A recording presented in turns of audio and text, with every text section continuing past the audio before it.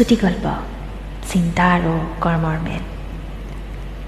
ঘৰৰ ভিতৰত থাকি শান্তি পাওঁ, তাতে আকৌ অকলে থাকিলে মজাই বেলেগ। কোনো কৃত্ৰিমতা নাই আৰু নিজৰ পৰা কি ঠগ খামনো, নিজেই নিজক ঠগাবতো নোৱাৰি। বহুত ঠগ খাই থৈছোঁ ইতিমধ্যে অন্যৰ পৰা। ডিপ্ৰেশ্যনত ভুগিছিলোঁ, কিন্তু এতিয়া মই ডিপ্ৰেশ্যন হতাৰ প্ৰফেচাৰ বনি গৈছোঁ। আজি এবছৰ আগলৈ মই ইমানেই ডিপ্ৰেশ্যনত আছিলোঁ যে যাৰ ফলত মই কি কৰা নাছিলোঁ। ডাঙৰ ডিপ্ৰেশ্যনবোৰে মোক এনেকৈ বান্ধি ৰাখিছিল যে পিছত সৰু সৰু কথাতে মই ডিপ্ৰেশ্যনত গুচি গৈছিলোঁ। যেনে ধৰক গা ধুব সোমাইছোঁ আৰু দেখিলোঁ যে চাবোন নাই, গ'লোঁ ডিপ্ৰেশ্যনত। টুথপেষ্ট শেষ, ডিপ্ৰেশ্যন।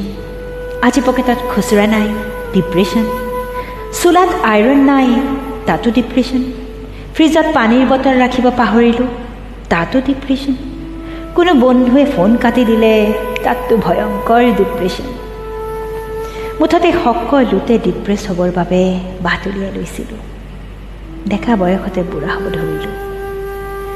60 টকাৰ গাৰ্নিয়াৰ বাৰ্গেণ্ডি কালাৰৰ পেকেট এবাৰতে শেষ হৈ পকা চুলিৰ কোবত। দুদিন দাড়ি নাকাটিলে বেলেগে মোক গেৰুৱা দলত জইন কৰা বুলি ভাবিব ধৰে। মৰিজিৰ পকা দাড়ি, মোৰো পকা দাড়ি। কিমান কি যেন আছিল। পাৰিবাৰিক সমস্যা, কামৰ সমস্যা, নিজেই সৃষ্টি কৰা কিছুমান সমস্যা, মুঠতে সমস্যাবোৰেই মোক ডিপ্ৰেশ্যনত পেলাই দিছিল। ডিপ্ৰেশ্যন সহ্য কৰিব নোৱাৰি ভাবিছিলোঁ শিপুৰী দৰ্শনলৈ যাওঁ নেকি। চেষ্টা নকৰা নহয়, কিন্তু ৰাখে হৰি মাৰে কোনে। চেষ্টা সফল কৰি জীৱনৰ সমস্যা শেষ কৰিব খুজিছিলোঁ, কিন্তু চেষ্টা বিফল হোৱাৰ পিছত সমস্যাৰ সমাধান পাই গ'লোঁ। এটা কথা বুজিলোঁ যে এই জীৱনটো কেৱল মোৰ জীৱন নহয়, মই মোৰ বাবেহে জীয়াই থাকিব লাগিব। মই সুখী হ'লেহে আনক সুখী ৰাখিব পাৰিম। মই সুখী বা দুখী হোৱাত অন্যৰ হাত নাই। গতিকে তাৰ পিছত মোক আৰু লাগিছে কি? মোৰ 33টা ক'লা বগা দাঁত ওলাই পৰিল। জীৱনক চোৱাৰ দৃষ্টিভংগী মই সলাই পেলালোঁ। সেইদিনাৰ পৰাই মগেম্বক হৈ চোৱা। কোনো কথাতে টেনশ্যন নোলোৱা হ'লোঁ। হাই প্ৰেছাৰ 160-170 পৰা 120-130 আহি গ'ল। নিজে কোনো কথাতে মূৰ নঘমাওঁ, আৰু যদি কোনোবাই মোক টেনশ্যন দিব আহে তেন্তে টেনশ্যনকে টেনশ্যন দি আৰম্ভ কৰি দিম মোৰ খেল। জিন্সটো গজালত লাগি ফাটি গ'ল। কোনো টেনশ্যন নাই, কাটি হাফ পেণ্ট কৰি দিলোঁ। বাকী অংশ খিৰিকী মুচিবলৈ ব্যৱহাৰ কৰিলোঁ। আগতে শৰীৰত ফুল পিন্ধিছিলোঁ, এতিয়া হাফ পিন্ধোঁ। বাকী অংশ হাতত থাকে মাজে মাজে। মুঠতে শৰীৰত লাগি থাকে। আগতেও চকুৰ আগত আছিল, এতিয়াও আছে। ডিপ্ৰেশ্যন হাৱা হৈ গ'ল। ৰাতিপুৱা উঠোতে দেৰি হ'ল। এতিয়া ৰাতিপুৱাৰ কামবোৰ সময়ত কেনেকৈ কৰিম? ধুৰ, अपना हाथ में है दम और अपना जरूरत भी है कम। গতিকে কিহৰ চিন্তা? দৌৰা দৌৰি লগাই সময়খিনি লাগিবই।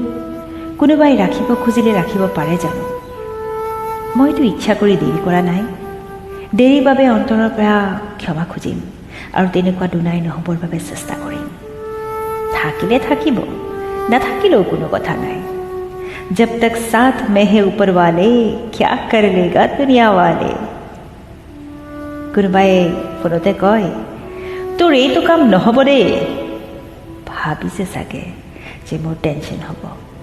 কোনো কথা নাই, একো নাভাবিয়ে মই কৈ দিওঁ, হয় নেকি? মাক কচোন, ৰাতিপুৱা 6টাতে ফোন কৰি নকলি কিয়? মই একে ঝাটকাতে উঠি গ'লোহেঁতেন। তোক বেয়া পাইছোঁ তাৰ বাবে, মোক নেমাতিবি দেই। কোনে টেনশ্যন লয় যে কামটো হ'ব নে নহ'ব? হ'লে ভাল, নহ'লে কোনো কথা নাই। কাম নহ'লে মই কি মৰি যাম নেকি? কিমান কাম আছে কৰিব পৰা বা পাব পৰা। এটা নাপালে আনটো আহিবই, কিন্তু টেনশ্যন আহিলে ডিপ্ৰেশ্যন আহিবই। আজিকালি এপ্লিকেশ্যন এখন লিখিলেও ৰোমেণ্টিক ধৰণৰ হৈ যায়। বহুত বাৰ কাৰেকশ্যন কৰিব লগা হয়। ডিয়াৰ ছাৰৰ সলনি মাই ডিয়াৰ ছাৰ লিখি পেলাওঁ। পাৰিবাৰিক সমস্যাবোৰ হাৱাতে উৰাই দিয়া হ'ল। কাৰো বেয়া নেদেখা হ'লোঁ। সকলো পিনে ভালবোৰ চকুত পৰে। কোনোবাই অনিষ্ট কৰিব বিচাৰিলে মোৰ এটিটিউড এনেকুৱা হৈ যায় যে বাছ ইমানেই, আৰু নোৱাৰানে কৰিব? তোমাৰ ওপৰত মোৰ বিশ্বাস আছে, তুমি পাৰিবা। Come on, you can do it.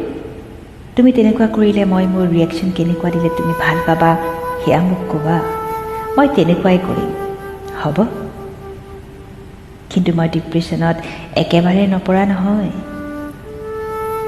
এতিয়াও পৰোঁ মাজে মাজে, কিন্তু সেয়া কেৱল ফোন বা ফেচবুকৰ বাবেহে। মেছেজত কোনোবাই লিখি দিয়ে TTYL, বাছ মই ডিপ্ৰেশ্যনত পৰি গ'লোঁ। ইমান পঢ়া শুনা কৰাৰ পিছতো মই ইয়াৰ মানেই কি সেয়া নাজানো। আচলতে কি বুজাইছে? কমপ্লিমেণ্ট দিলে নে গালি দিলে নে অন্য কিবা? ময়ো বুজি নাপাই কেইদিনমান পঠাই দিলোঁ। Okay, same to you. বহুত অনুসন্ধান কৰিহে গম পালোঁ যে তাৰ মানে হ'ল টক টু ইউ লেটাৰ বুলি। মিছা মিছি ডিপ্ৰেশ্যনত গুচি যাব উলিয়াইছিলোঁ। ঠিক তেনেকৈ RIPৰ লগতো মোৰ ডিপ্ৰেশ্যন হ'ব খুজিছিল। গুড নাইটৰ লগত মোৰ মাথা গৰম কৰি দিয়া সম্পৰ্ক হৈছিল। সকলোকে শব্দবোৰ লিখোঁতে সৰু কৰা দেখি ময়ো এবাৰ এজনক গুড নাইট সৰুকৈ লিখি পঠালোঁ, GUDNIT। সেইপিনৰ পৰা দেখোন আৰু সৰু কৰি দিলে, GN। হে হৰি, মই এতিয়া আৰু ইয়াক কেনেকৈ সৰু কৰোঁ? পিছৰ দিনাখন সৰু কৰিব বিচাৰিলোঁ, কিন্তু নতুন আছিলোঁ যে এই ক্ষেত্ৰত, গতিকে পঠালোঁ যে GUNI। পঠিয়াই দিয়াৰ পিছত নিজৰে লাজ লাগিল, কি পঠিয়াই দিলোঁ বুলি। তাৰ অসমীয়া উচ্চাৰণ শুনিবলৈ বৰ লাজ লগা হ'ল দেখোন। মুঠতে এইবোৰ ক্ষেত্ৰতহে মোৰ অলপ টেনশ্যন হয়, বাকী মই বিন্দাছ।